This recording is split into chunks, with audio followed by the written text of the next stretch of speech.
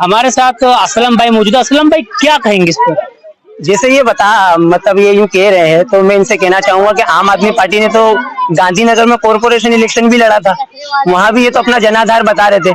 वहां अब जैसे ये बता रहे हैं कि एमआईएम पार्टी है वो वोटों का ध्रुवीकरण करती है, तो हम तो वहां नहीं लड़े थे भाई, वहां तो हम नहीं गए थे, तो फिर कैसे किस तरह से तुम हार गए? मतलब किसकी वजह से हारे? तुम बोल नहीं सकते हो, सच्चाई तुमसे बयान नहीं होती है। बात यह है कि तुम्हारे पास बोलने वाला नहीं है। बोलने का मतलब ये है कि आज देश के अंदर जो हालात है, सबसे ज्यादा मजलूम, मैं मजलूम में ये बात करूंगा। लोग ये भी कहते हैं कि जो एमआईएम पार्टी है वो मुसलमानों की पार्टी है, नहीं, गलत बात है। क्यों कि ये आम आदमी पार्टी से है। तो मैं ये कहना चाहूंगा कि अभी तक इन्होंने गुजरात विधानसभा को लेके अपनी पार्टी के 29 उम्मीदवार मैदान में उतारे। सही बोल रहा हूं मैं? 29 उम्मीदवार, जबकि एमआईएम पार्टी ने सिर्फ 3 उम्मीदवार मैदान में उतारे हैं, उसमें भी एक दलित को टिकट दिया है। अब इनसे ये पूछिए कि सेक्युलर कौन है?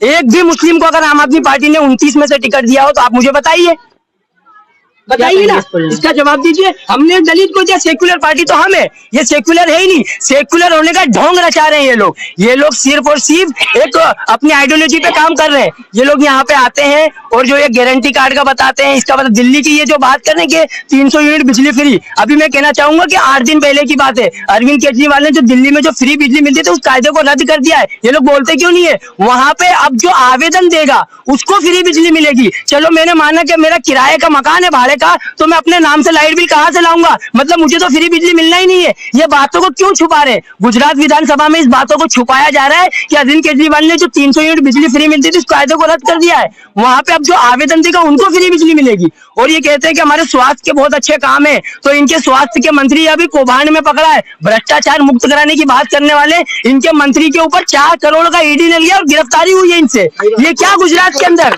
गुजरात में ये क्या भ्रष्टाचार मुक्त करेंगे? और ये बात करते हैं कि हमारे यहाँ पे हॉस्पिटल बहुत अच्छे बने। इनसे पूछना चाहूंगा, इनके कैबिनेट मंत्री वो खुद अपना इलाज कराने के लिए मुंबई जाना पड़ता है। अगर इतने अच्छे हॉस्पिटल तुमने बनाए तो आपके मंत्री लोग वहां इलाज क्यों नहीं कराते? स्कूलें हमने बहुत अच्छी बनाई, इस तरह की बातें करते हैं। स्कूलें इतनी अच्छी बनाई तो तुमको हाईकोर्ट ने नोटिस नहीं दिया होता। केजरीवाल सरकार को हाईकोर्ट ने नोटिस दिया है कि हफ्ते में सिर्फ दिल्ली की स्कूल में 3 दिन पढ़ाई होती है। पूछिए इनसे, अगर मैं झूठ बोल रहा हूँ तो भैया बस ये आप इनसे पूछिए, इनकी नाकामी ये बताएंगे, हम क्या बता सकते हैं? दिल्ली तो हम गए नहीं। हम हिंदू मुस्लिम की राजनीति नहीं करते, हम दलित पिछड़े की बात नहीं करते। हम देश को एक करने के लिए आए हैं और देश को एक करके चलेंगे और देश को आगे बढ़ाने का हम काम करेंगे और दुनिया के अंदर भारत का नाम एक बड़ा रोशन होगा। हम सिर्फ इस राजनीति को यहाँ पर करने आए हैं। हम शिक्षा स्वास्थ्य पर काम करेंगे, हम कोई हिंदू मुस्लिम पर बात करने वाले नहीं है। क्या कहेंगे आप? मैं ऐसा कहूंगा कि जैसे भाई साहब ने बोला, असलम भाई ने, कि भाई मतलब लोग यहाँ पे जो अमेरिका की प्रेसिडेंट अमेरिका की वो दिल्ली के स्कूल देखने गई थी, दिल्ली के, यानी कुछ तो बात दिल्ली में है, कुछ तो स्वास्थ्य है, कुछ तो है। ये भाई अभी वहां गए नहीं है। ये भाई एक बार जाए वहां और खुद विजिट करें। लोगों की बातों पे मीडिया तो बोलती है, मीडिया दिखाती है। अब ये भाई बोलते केस हुए, ये हुए, एक का भी साबित नहीं हुआ है। ईडी ने कुछ साबित नहीं किया है। मनीष सिसोदिया की वहां भी रेड पड़ी थी ईडी की, उन्होंने कुछ साबित नहीं किया है। अहमदुल्ला खान के भी हुआ है, 12 दिन जेल में रह गया है, मगर कुछ साबित नहीं किया है। ये भाई जो बोलते हैं, ये भाई सिर्फ इनकी बातें हैं, ये कुछ बोलना मतलब आता नहीं है, सिर्फ बातें करते हैं। और ये जाए वहां दिल्ली के अंदर और देख के आए तो सच्चाई क्या है। वहां के बच्चों की इंग्लिश में बात करते हैं। अभी अपने यहाँ से हर्ष सोलंकी करके एक बंदा गया था जिसको अरविंद केजरीवाल जी ने बुलाया था अपने, उसने खुद तारीफ करी है वहां जाके कि बच्चों की, कि वहां के छोटे से बच्चे इंग्लिश में बात करते हैं। आज गुजरात के बच्चे कोई इंग्लिश में बात करते हैं? वहाँ सरकारी मतलब जो सरकारी स्कूल है उसमें बच्चे इंग्लिश में बात करते हैं। तो ये बातें हैं सिर्फ मीडिया के जैसे, जो मीडिया सुन लेती है, ये लोग बोल देते हैं। यहाँ हिंदू मुस्लिम की राजनीति नहीं है, यहाँ शिक्षा स्वास्थ्य और बेरोजगारी की बातें हैं और कोई बातें नहीं है। नहीं, बात रोजगार की, शिक्षा की, बेरोजगारी की होना चाहिए, हम इसमें वो नहीं करते। लेकिन सबसे बड़ा जो आज देश के अंदर मुद्दा है वो एक इक्वालिटी का, जो हमें समानता चाहिए। हमारी लड़ाई सियासत के अंदर हिस्सेदारी की है। मतलब ये है कि हम भी तो कुछ है ना।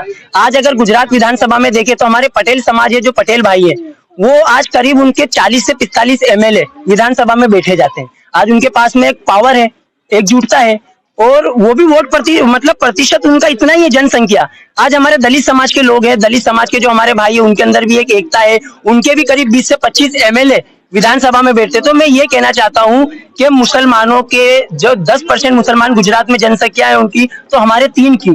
मैं ये पूछूंगा कि आम आदमी पार्टी कितने मुस्लिमों को उम्मीदवारी देगी, कितने लोगों को टिकट देके उतारेगी मैदान में? बात हम ये करने आए, बात मजलूमों की करना है, जो हमारा संवैधानिक अधिकार है देश के अंदर। दलित, मुस्लिम, आदिवासी, ये हमारा, आज मैं आपको ये बताऊं, जिस विस्तार में हम खड़े, यहाँ पे ये बीजेपी के यहाँ पे MLA है और मंत्रिमंडल में है वो गुजरात सरकार के अंदर। यहाँ पे कांग्रेस के कॉर्पोरेटर है, मतलब कांग्रेस और बीजेपी की मिली भगत है। और उसके बाद ये नया ये लॉलीपॉप लेकर आए, लोगों को गारंटी कार्ड बना के दे रहे हैं कि ये इतना होगा, ये उसका होगा। इस बात की गारंटी दो कि जब आपकी सरकार बनेगी तो मुसलमानों को क्या फायदा होगा, मुसलमानों के लिए कौन आवाज उठाएगा? ये बताइए कि जब मुसलमानों की लिंचिंग होती है, आज मुसलमानों के जो बिल्किस बानो का जो मुद्दा था, 11 अपराधियों को जब भाजपा सरकार ने जो उन अपराधियों को छोड़ दिया है, उनके ऊपर रहम नजर करते हुए, तो बताओ गारंटी कार्ड देने वालों ने उसकी गारंटी दी कि हम बिल्किस बानो को इंसाफ दिलाएंगे?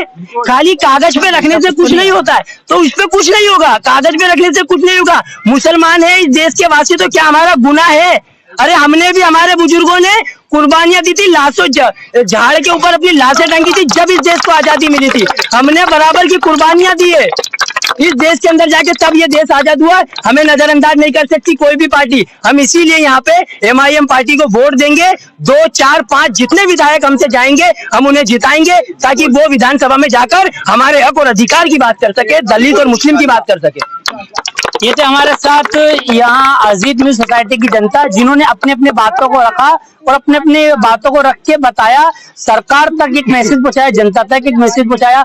आप देखते हैं, आने वाला चुनाव तो नजदीकी है, देखते हैं खिलता है फूल या छपता है पंजा, या उड़ती है पतंग या लगती है झाड़ू। आप देखते रहिए जय कंटाप। मैं मोहम्मद नाजी है पठान, आप अहमदाबाद।